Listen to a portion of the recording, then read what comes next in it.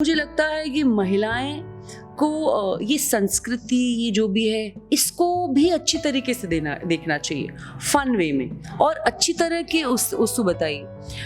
कभी हम ये सोचते हैं कि हम मॉडर्न सिर्फ कपड़े पहनने से या ये सब करने से हो जाए, नहीं, हमें बैलेंस रखना है हमारी संस्कृति का।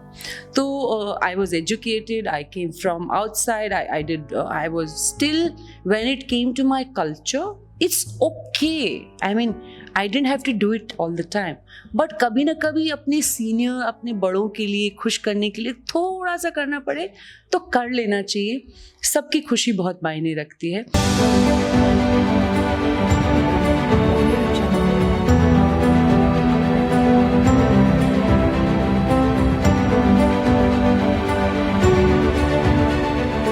नमस्कार, मैं हूं अंशिका अग्रवाल और आप देख रहे हैं सिंस इंडिपेंडेंस। तो जैसा कि आपको पता है कि 8 मार्च को विमेंस डे सेलिब्रेट किया जा रहा है, तो आज हमारे साथ एक बहुत ही खूबसूरत चोमू शाही परिवार की बेटी और ऑल इंडिया प्रोफेशनल कांग्रेस की प्रेसिडेंट, राजस्थान की प्रेसिडेंट रुक्ष्मणी कुमारी जी हमारे साथ जुड़ी हैं। रुक्ष्मणी जी, आपका बहुत बहुत स्वागत है हमारे चैनल। नमस्कार, आपने मुझे आज याद किया, उसके लिए आप सभी का बहुत बहुत धन्यवाद। आपके सभी व्यूअर्स को भी बहुत बहुत धन्यवाद। बताइए, आप क्या सवाल पूछना चाहेंगे? सबसे पहले तो मैं आपको बधाई देना चाहूँगी विमेंस डे के लिए। Thank you so much. मेरे हिसाब से मैं तो हर दिन महिला दिवस मनाती हूँ, तो बट एक दिन स्पेशल बनाया है, तो सभी महिलाओं को देश में, प्रदेश में, सभी को महिला दिवस की ढेरों सारी शुभकामनाएं। तो आप हमें ये बताइए कि कोविड-19 का ये जो एक साल था, ये कैसा रहा आपका? देखिए, मुश्किलें सबके लिए रही, क्योंकि ग्रामीण क्षेत्र में काम करती हूँ, तो ग्रामीण महिलाओं से लेके बुज़ुर्गों से बच्चों के स्कूल्स नहीं रहे, बुज़ुर्ग, सो एक तरह का एकदम लॉकडाउन हो गया, तो मुश्किलें काफ़ी रही।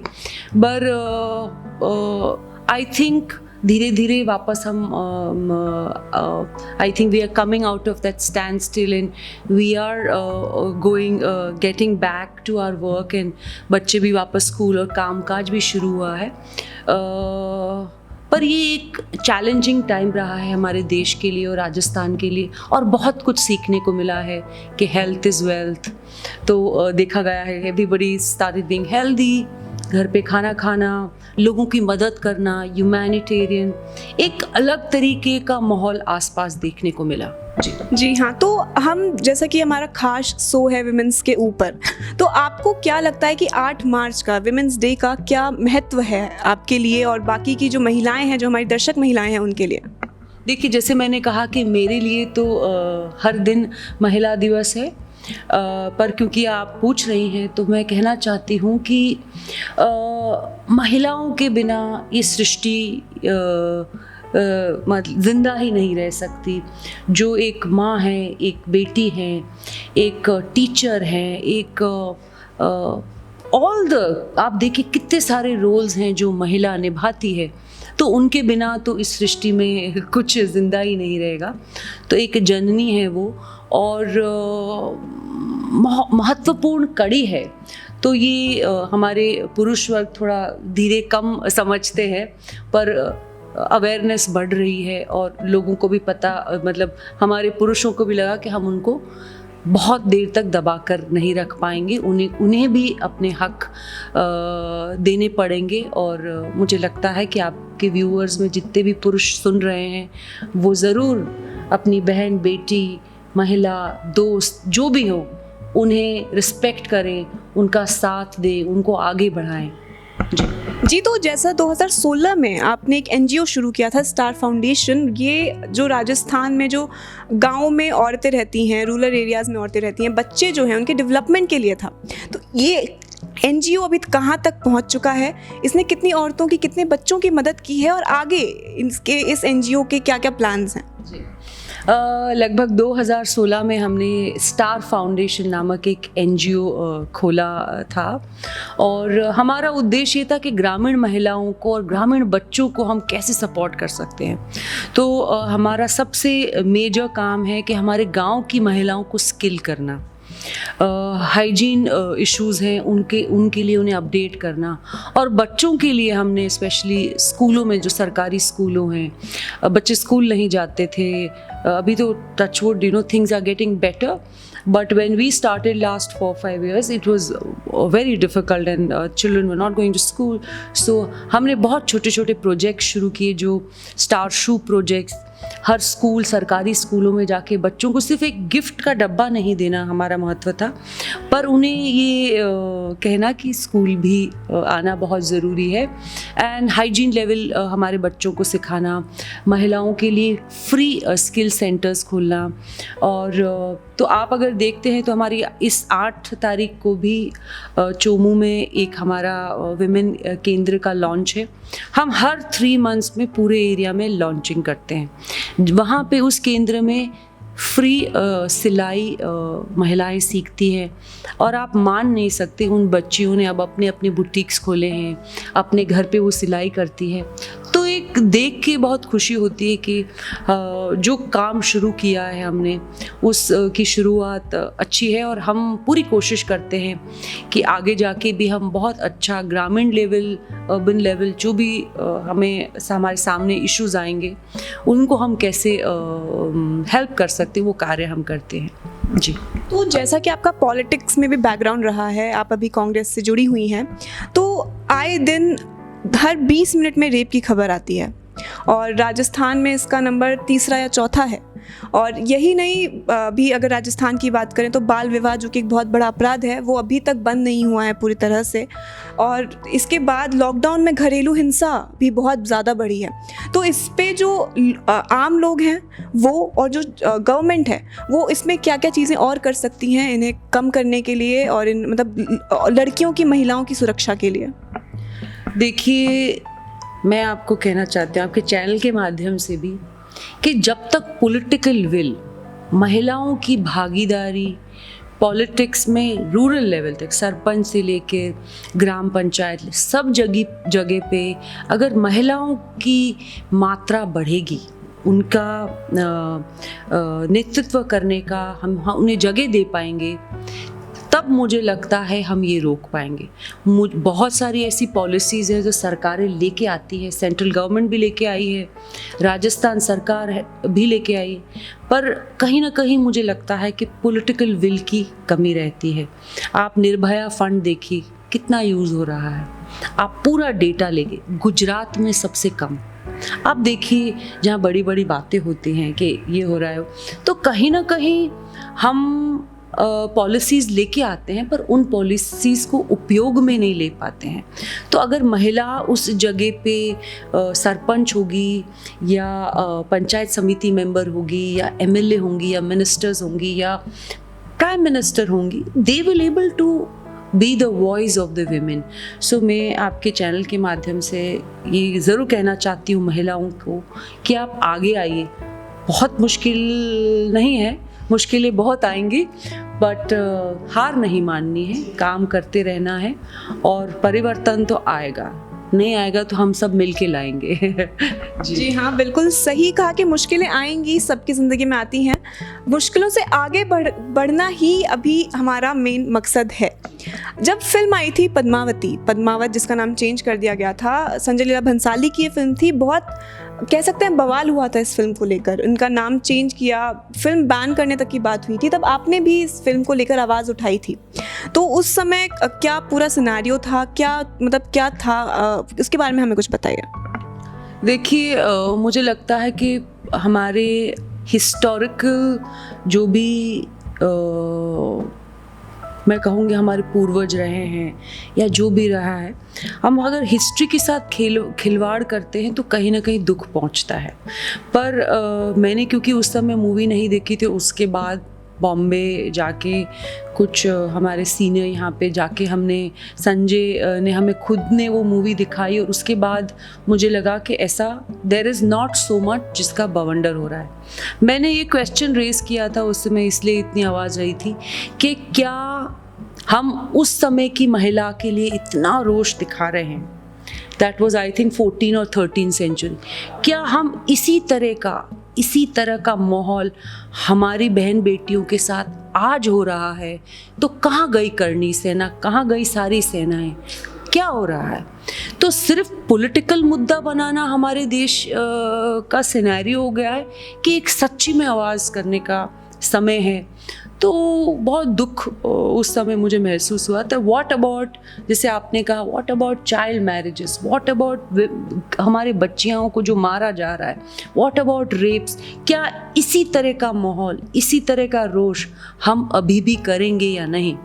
That was my question to everybody, and that became like a big thing. So that is what is important. We all must question. अगर हम इस दुनिया में आए हैं और कुछ भी डिफरेंस नहीं ला पाते हैं, तो I think life is not worth it. जी, अगर हम फेमिनिज्म वर्ड की बात करें तो बहुत सारे जो यूथ है वो बेसिकली फेमिनिज्म वर्ड को बहुत गलत लेता है, तो आपके हिसाब से इसका ट्रू मीनिंग क्या है? सी आई थिंक लोगों को लगता है कि feminism is, you know, if you are really supporting the women और you know you are women empowerment. I don't think so. जो महिलाओं को रिस्पेक्ट करता है, जो उन्हें मान सम्मान देता है, जो उन्हें अपनी जगह देता है, वो किसी भी स्ट्रेटा की लेडी हो, यू नो, और मुझे लगता है हर मैन में भी होता है, बट कहीं ना कहीं वो उसको दबा के रखता है। और वो एटमॉस्फेयर, सिनेरियो, तो कहीं ना कहीं इसीलिए कहा जाता है कि it is important to teach our boys. अभी इट इज़ द टाइम, हम पहले, मैं देखती थी जब मैं व्हेन आई वाज ग्रोइंग, अच्छा बेटी को बाहर नहीं भेजना, बेटी को ये नहीं करना, बेटी को, now it is the time to teach our boys also how to behave with our girls. You know, ये समय आ गया है। हम इतनी संस्कृति, संस्कार की बात करते हैं। अगर संस्कार हम हमारे, मैं एक बेटे की माँ हूँ, तो मैं हर दिन यही सोचती हूँ कि मैं how I should, you know, teach my son to respect the women, and he does that. तो जब मैं कर सकती हूँ, मुझे लगता है सभी महिलाओं को ये जिम्मेदारी लेनी है। जी, तो यहाँ पे बात हुई है महिला और पुरुष की, तो आपको क्या लगता है कि अगर एक दुनिया है, वहाँ पे जितना हक महिला का है उतना ही पुरुष का है, जितना एक महिला एक पुरुष को सपोर्ट करती है उतना एक पुरुष भी एक महिला को सपोर्ट करता है, तो आपके जीवन में वो एक पुरुष कौन है जिन्होंने आपको हमेशा सपोर्ट किया है, इतने आगे तक लेके आए हैं, और अभी भी जब भी आप कभी दुखी होती हैं, कुछ होता है, तो आपको वो हिम्मत देते हैं? तो पहले शुरुआत करते हैं कि मेरे फादर मेरे रोल मॉडल रहे हैं। वो एक पॉलिटिशियन रहे हैं। He is been with the Congress party for a long time. मेरे ग्रैंडफादर स्पीकर ऑफ गुजरात। तो कहीं ना कहीं जो पॉलिटिकल सिनेरियो और स्ट्रेंथ और वो एंकर मेरे लाइफ में आता है, वो मेरे फादर हैं। और बहुत कुछ सिखाया उन्होंने हमें। एज ब्रदर्स एंड सिस्टर्स हम थे, पर हमें सबको इक्वली रिस्पेक्ट किया। तो बहुत कुछ सीखने को मिला मेरे फादर से। Then I got married to an army officer.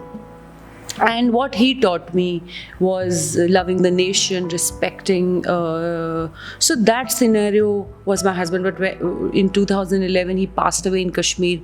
So things changed. So I think today's Star Foundation is also a tribute to my husband. You know, an army officer wears stars. So we wanted to give this tribute to my husband. तो कहीं ना कहीं my father and my husband, they play a huge role, and now I think my role model is my son. so these are all, see, a good bunch of men in your life makes a woman also very she also becomes a whole person, you know, a thought, her expression, her work towards doing good things. So balance of both is important.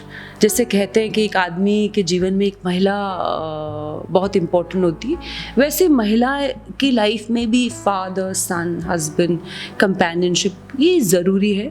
So these are my role models, and definitely if we talk about bigger role model, I was very fond of Rajiv Gandhi. So as I grew up and I saw him, he was a passion and a very excellent person. So as you grow up, there are a lot of anchors in your life, and I'm still growing and knowing people, and I'm sure There will be more mentors in my life.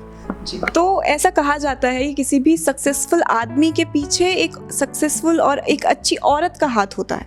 तो आपकी भी life में एक ऐसी औरत होंगी, मतलब बहुत सारी होंगी। मेरी लाइफ में मेरी मॉम है, मेरी नानी है, जो मुझे बहुत ज़्यादा ताकत देती हैं, आगे बढ़ने की हिम्मत देती हैं। तो आपकी लाइफ में वो एक फ़ीमेल कौन है जो आपको ताकत देती हैं आगे बढ़ने की? Okay. So my sister plays a very important role. Her name is Sulakshana, and she's a businesswoman. She runs a school. So वो मुझे बहुत enterprising लगती हैं, and a lot from learn. She's like my mother, you know. तो वो मेरे लिए एक बहुत important, जो भी सुख दुख मेरी लाइफ में आए, परेशानी आए, she was always there. तो उनका बहुत important role है मेरे जीवन में। जी. अब अगर हम पॉलिटिक्स की बात करें तो आप अपने आप को आने वाले सालों में पॉलिटिक्स में कहाँ देखती हैं? काश मैं इस सवाल का जवाब दे सकती हूँ। आई थिंक जनता को इस सवाल का जवाब देना चाहिए ज़रूर। अगर मैं चाहूँ तो मैंने आपको कहा, हम जो जनता चाहेगी वो बनना चाहेंगे। अगर जनता हमें एमएलए बनाएगी तो एमएलए बन जाएंगे, मिनिस्टर बनाएगी तो मिनिस्टर बन जाएंगे, और आगे ऊपर वाले की सी As a politician, I want to work for my people. I've decided, अगर मेरे हस्बैंड देश की सेवा के लिए अपनी जान दे सकते तो मैं तो सिर्फ लोगों की सेवा करती हूँ। तो मैं अपना बिट करती हूँ और आगे देखते हैं क्या होता है। We don't know the future, but let's see what happens. अगर हम वुमेन एम्पावरमेंट की बात करें तो ये चीज़ काफ़ी आगे आ चुकी है। काफ़ी वुमेन एम्पावरमेंट पे काफ़ी काम हुए हैं, काफ़ी काम अभी भी हो रहे हैं। लेकिन आपको क्या लगता है कि अभी और भी क्या क्या होना बाकी है वुमेन एम्पावरमेंट के लिए हमारे देश में? सेफ्टी। मुझे लगता है कि कहीं ना कहीं हमारी महिलाएं सेफ़ नहीं हैं।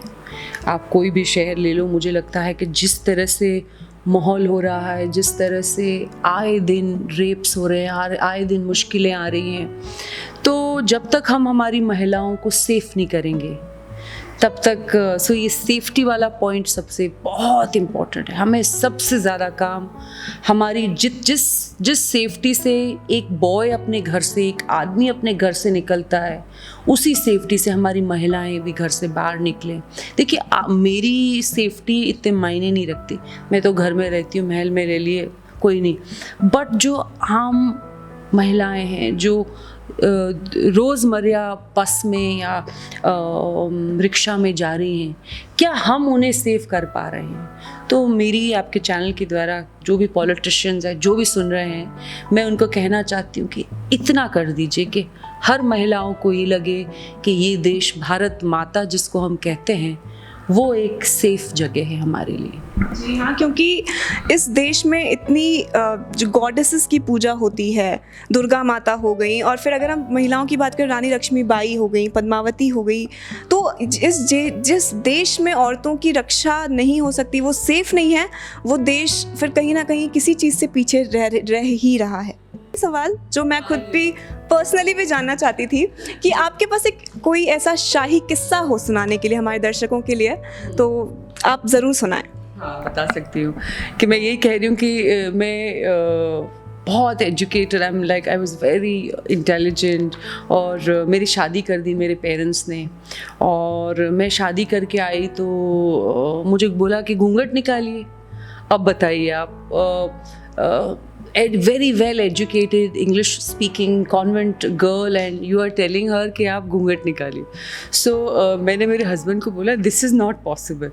So he is telling his mother that to my mother-in-law that if you give her, put her in the घूंघट, she is running away. So then also you know I as a respect for एक महीने के लिए मैंने घूंघट किया out of respect। तो मुझे लगता है कि महिलाएं को ये संस्कृति, ये जो भी है, इसको भी अच्छी तरीके से देखना चाहिए, फन वे में, और अच्छी तरह के उसको बताइए। कभी हम ये सोचते हैं कि हम मॉडर्न सिर्फ कपड़े पहनने से या ये सब करने से हो जाए, नहीं, हमें बैलेंस रखना है हमारी संस्कृति का। तो I was educated, I came from outside, I was still when it came to my culture it's okay, I mean I didn't have to do it all the time, but कभी ना कभी अपने सीनियर, अपने बड़ों के लिए खुश करने के लिए थोड़ा सा करना पड़े तो कर लेना चाहिए। सबकी खुशी बहुत मायने रखती है। तो this is a very interesting thing that फिर मुझे 1 महीने तक मैंने घूंघट निकाला और सब खुश रहे। तो मैं यही कहना चाहती हूँ कि traditionally interesting things are happen, but you should be a balance of all. तो हाँ, हमें अपनी संस्कृति को भी कहीं ना कहीं बचा कर रखना है, संभाल कर रखना है, क्योंकि संस्कृति से ही भारत का वही देखने के लिए सारे अंग्रेज़ और पूरी दुनिया यहाँ देश में आती है और हम पता नहीं कहाँ जा रहे हैं। तो हम शायद अच्छी तरह से इम्पार्ट नहीं कर पा रहे हमारे युवा बेटियों को या हमारे युवा बॉयज़ को। अगर हम बैलेंस रखें तो बहुत अच्छी तरीके से आने वाला जनरेशन बहुत इंटेलिजेंट है। My boy, if you see him, he's 15-year-old. He's extremely intelligent. He knows everything. So, हमें कैसे इम्पार्ट करना है वो हमारे में डिपेंड करता है। जी। तो मुझे बहुत अच्छा लगा, हमें बहुत अच्छा लगा, हमारे ऑडियंस को आई एम श्योर उन्हें भी बहुत मज़ा आएगा जब वो ये शो देखेंगे। तो रुक्मणी जी, आपका बहुत बहुत ज़्यादा शुक्रिया हमारे चैनल पे आने के लिए। आप 1-2 कुछ शब्द बोलना चाहेंगी आखिरी विमेंस डे पे हमारे ऑडियंस के लिए? मैं सिंस इंडिपेंडेंस को बहुत बहुत धन्यवाद देना चाहती हूँ कि आज यहाँ पे आए और मेरा इंटरव्यू लिया। और महिला दिवस पे सभी महिलाओं को ढेरों सारा प्यार, ढेरों सारी ताकत, ढेरों सारी शुभकामनाएं। मैं आपके साथ हूँ। मुझे पूरा विश्वास है कि हमारी महिला शक्ति बहुत कुछ कर सकती है, बस अंदर से ताकत रखिए। जय हिंद, जय भारत। तो दर्शकों, आज के लिए इतना ही। आप अपना ध्यान रखें, अपने आसपास की महिलाओं का ध्यान रखें, अपनी बहन, बेटी, माँ, गर्लफ्रेंड या वाइफ जो भी है सबका ध्यान रखें। और सिर्फ 8 मार्च को ही नहीं, पूरे साल विमेंस डे मनाएं। और बने रहें हमारे चैनल सिंस इंडिपेंडेंस के साथ। तब तक के लिए धन्यवाद।